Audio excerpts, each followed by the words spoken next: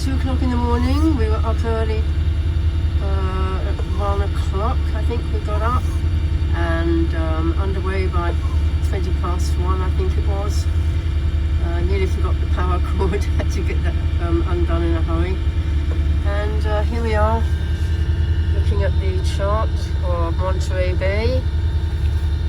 We're making a good speed. I've got to make up a little bit of time if I want to get to San Simeon in daylight, which is a bit dodgy. Unless we keep up a really good speed, we won't do it. We're in good depth now, 94 feet depth.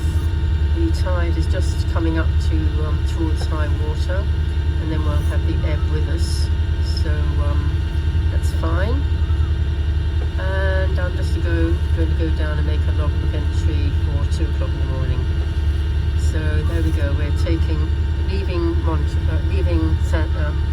Santa Cruz. Where it would be lovely to meet up with a couple of people that I've not seen for some years. Have a lovely meal with Brian and a good chat with Tom, and now we're on our way heading south again. Not much sleep last night, but we're going to have to make it up either as we go, little naps,